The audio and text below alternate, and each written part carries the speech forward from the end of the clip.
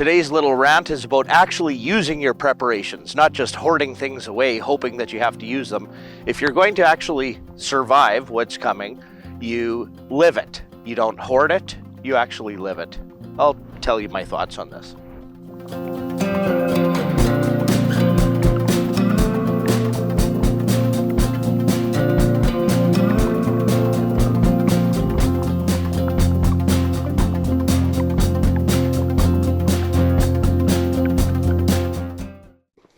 So recently I've come across a few people that have told me that, oh, I have this just in case, or I have that just in case. Somebody with an old truck, they got an EMP-proof truck, kind of like my 91 first-gen Cummins here.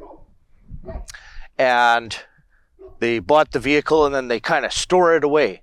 And I was really thinking about that. I used to have a really nice newer truck that I lifted up, and man, that was a sweet truck. But after 3 computers went on it in the course of 6 years at $1,800 a piece, because they're just plastic computers on wheels, a newer vehicle. And what I'm talking newer, that was a 2006 that I had. Way too new. I needed something reliable, so I went and got my first-gen Cummins. So there's no electrical components that require this to run. There's some relays and stuff for signal lights and things, but it's 100% mechanical, and it's good on fuel. It's got plenty of power for what I need, and I invested in it. About 8 years ago, I've had this thing, and it's taken me almost that long, or maybe about 5 or 6 years, to fully understand the ins and outs of the vehicle to make it, make it a good preparedness vehicle. What do I mean by that? So over the course of purchasing this old truck, I have done everything on it and done it all myself. So I know the ins and outs of it. Everything about this truck. So I've said in previous videos that I'm not a mechanic, but apparently after my couple recent experiences, apparently I'm more of a mechanic than the mechanic shops in town. But anyway, I have this truck. I know every part. I have the manual. I have a notebook of when I do maintenance on it. I know every fluid, every filter, every brake part, everything on this. I have reusable air filters. I have deleted mufflers and straight piping. I have things included. I added an intercool for safety of it. I run clean diesel in it. I do regular fluid changes, regular oil changes. This is what I did yesterday. I changed the transmission fluid, engine fluid, and after 8 years of owning it, I did the differential gear oils.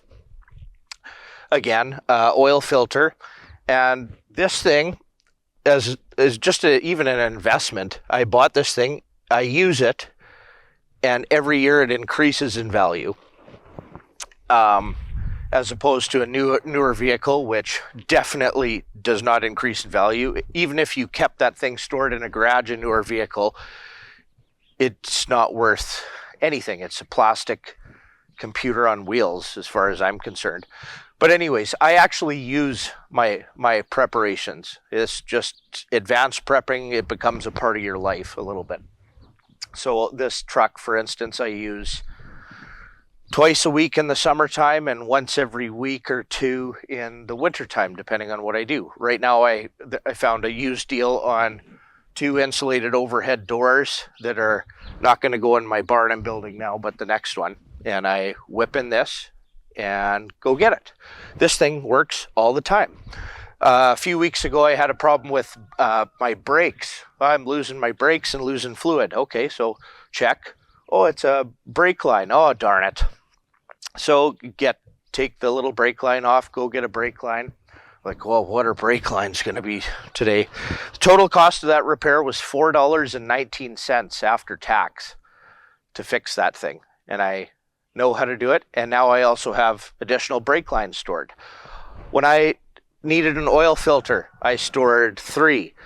I found out the most common U-joint that goes is the drive shaft right behind the transfer case. So those U-joints are readily available on this particular truck and cheap. So, okay, I need this U-joint. Do you have any? Yeah, we have 3 in stock. I will take those 3, please. And I put them on the shelf, and I have a whole organized, semi-organized, it's tough to stay organized as a prepper, but shelf of all the U-joints that I need. I have enough summer and winter oil. I put 0.40 in the wintertime and 15.40 in the summertime for this thing. So I do 2 oil changes a year. I have all that stored. I have a reusable air filter. So first I'd be purchasing a few air filters to change them. Then I decided to make my own kind of system for the air filter and have a reusable kind of lifetime air filter and know how to clean it. Have the filter cleaning oil or agent for it. And this thing is going to run forever and ever and ever and ever and ever. That's a long-term preparation, right? And this truck owes me nothing already. Anyways, that's a long rant about a truck. But how about your other preparations? People say, oh, I have food stored away. I have my food stored away. So pails of rice and pasta and things like that. And a few people have told me that they have looked in their preps and the pasta and rice has gone stale. It wasn't properly stored. They just put it in a 5-gallon pail without Mylar oxygen absorbers or whatever, or they didn't freeze the rice or heat it in the oven properly for long-term storage, and they store it and then they never use it, and then it goes bad, and then they have this, they're throwing it out. I'm trying to rotate my stock of all my food, rotate through it so it's not wasted. It's just becomes a part of life. When there's something on sale, I buy a lot of it and put it away and then try to rotate it and use it. So one thing, I have a lot of pasta stored long-term in Mylar and stuff, and then we started kind of slowly cutting gluten and things and really eating quite a bit more healthy. So now I have a whole bunch of pasta, but it's whatever. That can go to the chickens if need be. But anyway, there's people that store or will buy a firearm and put it away just in case, and then they never use it. Well, my guns that I have, and I have, a fair few. You need quite a few for the things that I do, which is many things on a homestead, but I use those things quite often. I don't use them daily or anything, but I know each one. Actually, my most common that I use bolt action rifle for predators, and I got a deer tag here. Sighted that thing in again, and it's shooting tacks, and I know everything about it, and I use it. It's not just stored away, right? Like there's some things you store away, like ammunition properly. That obviously I'm not going to use ammunition, daily or whatever, but you slowly pick through it. But I have it all stored in case it's not available, things like that. But there's people that hoard things away and they do not use them. Rich people, especially, I've seen some things about rich billionaires that started prepping and stuff. Okay, well, what are they doing to prep? Well, they're building, bunkers and warehouses to store all their stuff, and there'll be probably some really rich person looking at this. Oh, I need a first-gen Cummins turbo diesel, like the best truck ever made. So you can't even argue with me if you know anything about them. But there'll be some billionaire that's going to look and buy one and get a mechanic to look it over and things, and then put it in his warehouse and probably never ever drive it. And then he goes to drive it and, oh crap, I need this one thing on it. And he doesn't have that because he doesn't use it daily. And those people are screwed. So the rich preppers that hoard stuff away and have no concept of anything. There's a million examples. Like you get into, firewood processing and things, and you find out the things that you need and the things that could go wrong and the spare parts that you need for chainsaws and how to sharpen an axe, how to take care of an axe handle. like, yeah, that's just one example. But how about baling equipment? I got all my bales, square bales stored in there, and all my baling equipment. You don't just buy a baler. So I bought a baler, and then I went through the whole damn baler and bought all the spare parts. So I have extra tines. I have the proper baler twine. I know every aspect of that thing and how to fix every aspect of that thing. That's one thing that I did this summer to get bales. My tractor's an old tractor. As I use it, like I said, I've had the truck 8 years. The tractor I've only had, two years, this 1960s Ford 5000, and slowly picking my way through it. Okay, well, it needs an oil change. So what oil is recommended? Okay, let's store some of that. Okay, let's track down an oil filter. Yep, this one works good. So instead of one, I'm going to buy 3. And I'm going to put that on the shelf for the tractor. And things, what else happened? I lost all the fluid out of one of my big tractor tires. Oh man, that's expensive to get replaced. But I had what I thought was a big breaker bar to get the lug nuts off, but no, I needed a much bigger one to get it off, and I stored that tool. I can do, but you have to live it, is what I'm saying. Now, again, just really quick, my concept of SHTF and what are all these preppers preparing for, doomsday and stuff. It's like, no, we're in it already. We are in it in a million different ways. So whether it's tyranny, losing your rights, somebody stealing your property, inflation, them stealing your purchasing power, regulations preventing you from doing anything. We're in a state of SHTF already. So some people are, what is SHTF? You should really look into it and ask yourself, is it the power going out for 1 day or 30 or 365 days? Or an hour? Or is it you losing your job because the economy is absolute shit?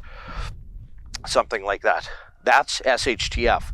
So you should be setting up your life and living it, actually living it. Use your stored food. Those smoothies I invented, I didn't want to get some preparedness food product that somebody purchases in a bucket and then they put away, and I pray that nobody wants or should ever try it because it's disgusting or something. No, we did our smoothies because in Canada we can't grow lots of those tropical fruits, and I want to store that, and that's something that we eat anyway. So I stored that for daily use and rotate stock. Right? I don't just hoard stuff away and forget about it. I live it on a daily basis. And maybe you're saying, well, Dean, you're going to wear out your truck. No, I'm not. As things go on, I need a ball joint or a U joint or whatever it might be. Like I bought that thing. I even put a new or a rebuilt transmission in it.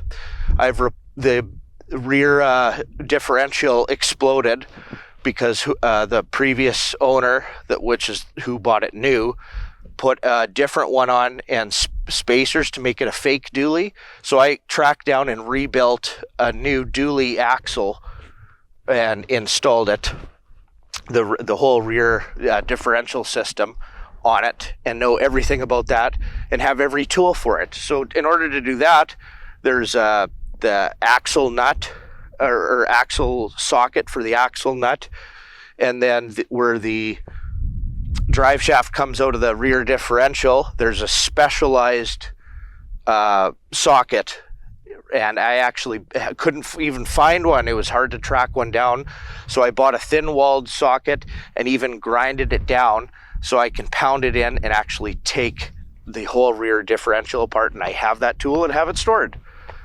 So that's my little rant. Are you an advanced prepper enough that you kind of live what you're doing? You're in a state of the SHTF already, like myself. And if you are, that's extremely advanced preparation. So the first stage would be, I got a bug out bag, and then, oh, I stored some food. Oh, I got a plan, and then it goes into homesteading, and then it goes into actually living the homestead life and things like that. So there's a few things like old hand tools that it's not feasible for me to use it. Like, I'm not going to use my hand drill very often. I'm going to use my lithium iron or lithium power drills, right? But I do know how to use those hand tools. I have used them. The manual saws, I will go to my chainsaw, and I know how my chainsaw works, but I also have the manual saws. I also have replacement blades for those manual saws. It's just hopefully there'll be fuel available for the chainsaw, but I do know how to use those things, even though I don't use those on a daily basis. But don't become a hoarder. Become a self-sufficient, well-rounded human being that can literally survive anything. Okay, that's my rant. Thanks for watching.